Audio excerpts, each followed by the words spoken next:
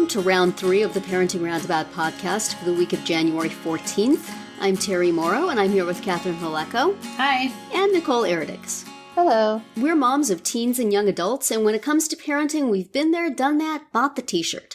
But we're still waiting for that day when we'll reach the finish line and have no further need to lay down in a dark room with a wet rag over our eyes, worrying about something or other.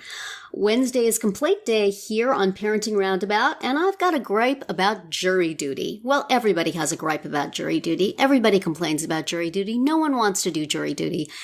And yet I have sort of a weird situation with jury duty in that from time to time, my kids get called for it. They're both young adults with developmental disabilities, and I have never wanted to say, you are not competent to do this thing. Let's get you out of it. I have always tried to avoid that. And so jury duty is sort of a weird thing because I don't actually know that it would be a good idea for them to do it. I think my daughter probably could, although it would be a very anxiety-provoking thing for her, and I don't look for that opportunity. But a few times she's gone ahead and you know, said okay to it, and then she hasn't been called and she hasn't go in, and that's great. My son, I don't know that he could actually do it. He's been called in a few times and we've always had reasons to delay because he's been in school or he's had a new job or something like that. But now one has come and there's really no reason to delay it.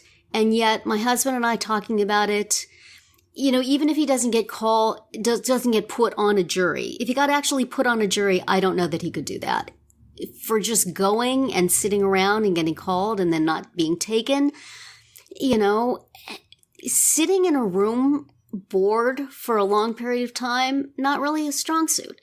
So they do say that, you know, there's provisions to be made for people with disabilities so they can participate in jury duty. And I'm thinking, well, you know, I don't want to say, let's get you an excuse to get out of this. You're incompetent to do this. And I don't want him to feel that civic duty is not something he needs. And I don't want the community to feel like they can just leave him out of civic duty. And so I called to find out because, you know, if he can do this, he should do it. And of course, they don't have any accommodations for developmental delays. I said he would need somebody to be with him to kind of make sure he knew what he was supposed to do when he was supposed to do it, that he went when he was called, that he didn't sit in the jury box playing with keys, that he didn't do anything that was going to cause him to be arrested for not participating. Mm-hmm. You know, I worry about these things. Yeah. And it's just not going to be an easy thing for him to do. With, you know, if his dad or I could go with him, that would be fine, but they're not going to allow that. So I called and they said, oh no, we don't have any accommodations like that. Get him an excuse to get out of it. So the advocate part of me is like, you know, how many young adults are there now with autism who have gone all through schools inclusively, who have gone to college, who are in jobs? How many kids with disabilities are there who should be allowed to participate in this mundane bit of public service and yet are not? Nobody's going to give them accommodations to do it. They're going to be left out. So the advocate part of me wants to say, yes, you have to have accommodations. What are you talking about? Find a way to make my kid. And then the other part of me goes, it's jury duty. 99% of Americans would be overjoyed to have a way to get out of jury duty. This is what you're going to fight for? This is, you know, this is where you're going to unloose your stress. Well, now that you're not working, you know, with and against the school system, you need a new outlet. I know, but it's like, if there has ever been a choose your battle situation, this is perhaps one of them. This is, job is important.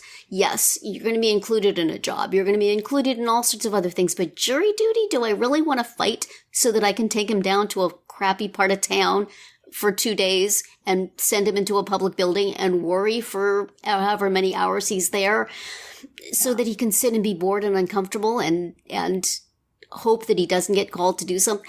So it's like, I think I'm going to let this one go. I think I'm going to get the doctor's excuse. But I feel terrible about it, you know, because it's not... No, I don't think you should. People opt out of stuff all the time because it's not working for them. Yeah. I think that it's okay to not force them to do it, right? It's okay to get the excuse? Yeah, I mean, inclusion is not synonymous with full participation in everything. Good. I mean, it's not, and that's, I mean. This is what I'm coming to you for, Nicole. Let me off the hook. Do I have to advocate for inclusion here?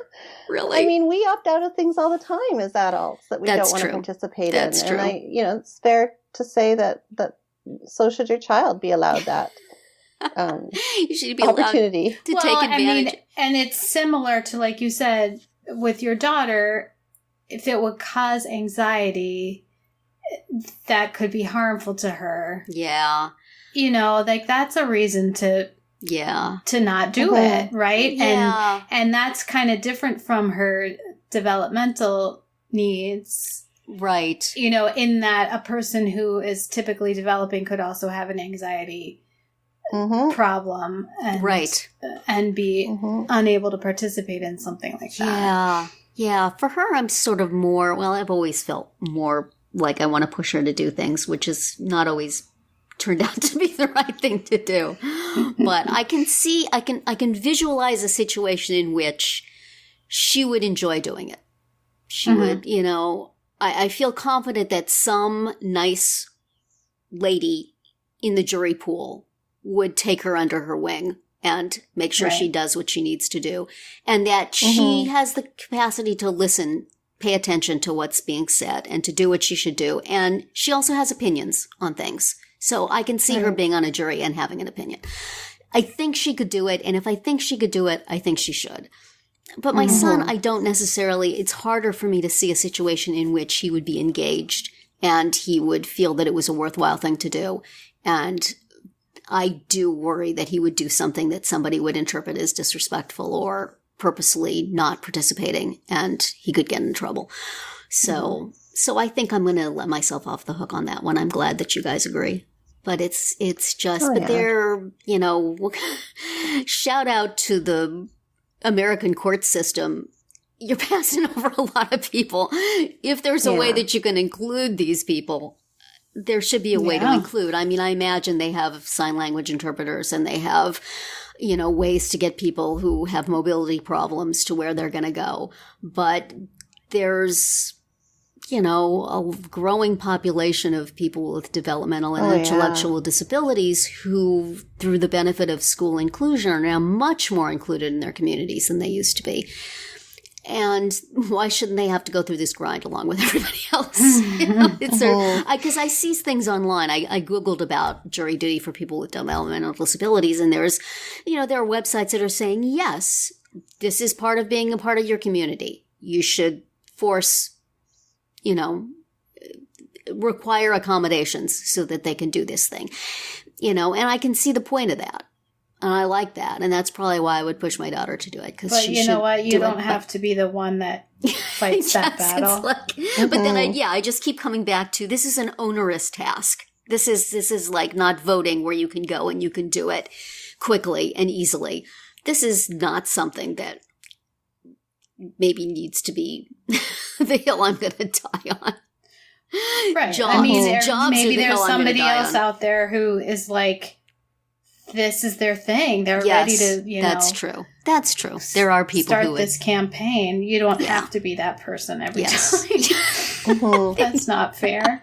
Well, your children, or you can have your kids, and they already do in many ways, make contributions to their communities in other ways. That's right. I mean, my son does. Every opportunity is right for every person. That's very true. My son spends a lot of time volunteering at the local food pantry. That's definitely a community contribution. So, and he's learning a lot from that, and it's important to him and meaningful to him. And right. And he is a representative member of the community in that when I told him he got called for jury duty, he said, "Mom, can you get me out of it?" So he's just like all of us. So I was, well, you're supposed to do it, and it's a good thing to do. And yeah, maybe Mom can get him out of it. But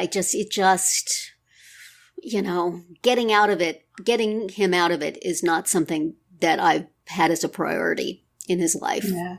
Finding a way for him to get into it has been the priority. Right, so it's just weird. So it feels weird to you. It does. It feels weird. And maybe this is part of, switching from advocating for a kid to letting an adult advocate for themselves is letting them say, you know what?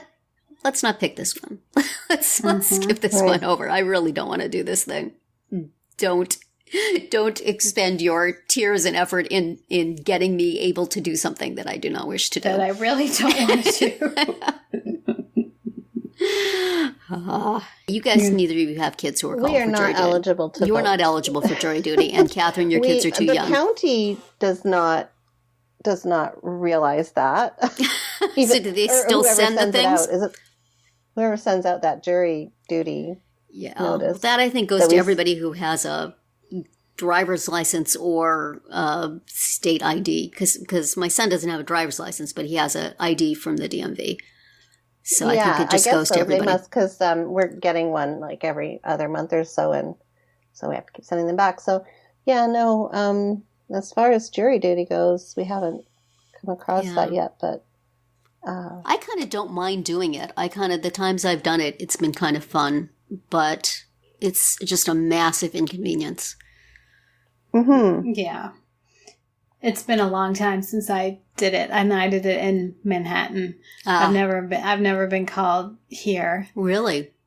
But my friend in New Jersey is on a grand jury. Yes. Where she has to go like one day a week for a year did that. Or something. Oh, wow. Well, it wasn't a year. It was but it was like 10 weeks. So it was when I did it. This is definitely longer than 10. Yeah. Really? The nice thing about being on a grand jury was that you weren't deciding on somebody's life and death. You weren't deciding on somebody's incarceration or non-incarceration. You were just deciding if they went to trial. So it was a lot less pressure, a lot lower, burden of proof. And you got to hear a whole bunch of cases. It was kind of fun, but, massively inconvenient to go there one day a week for a prolonged period of time. But, kind of interesting too. I did not mind doing that. And she tells stories about how the other people on the jury, there are a few who just don't pay attention, don't follow the rules, and that's extremely frustrating. Yes. I was on a hung jury once in Los Angeles, actually, where it was just one person had her mind made up before she even heard anything. And so there was just no way you were ever going to persuade her. Wow. Right. So can you imagine your kids being on juries? I mean, my son is only 13, but he likes to argue. He watches all those procedurals, so he'll be... He watches procedurals. He reads about, he reads about this kind of thing. So, yeah, he'd probably be, like, up there. He'd probably get in trouble for, trying to prosecute the case instead of hear it as a jury number. Yeah. Oh, yeah. I mean, I think the one in Los Angeles that I was talking about was the first time I had been on a full trial. And I was so disappointed that it was so much different than what you want to see on TV.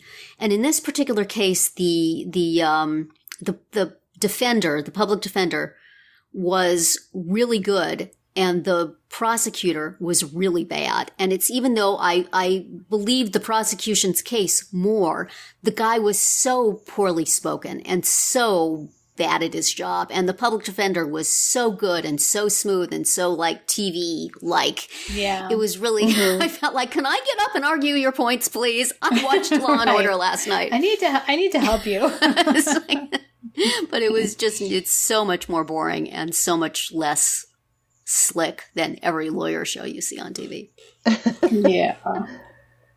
I'm ashamed to say, I shouldn't say ashamed, because I've actually never had the opportunity to, I've been at, in Canada, you don't get them very often because we don't have a large population of people.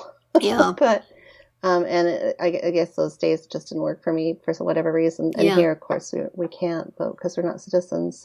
Or we can't have anything to do with the legal system, good or bad.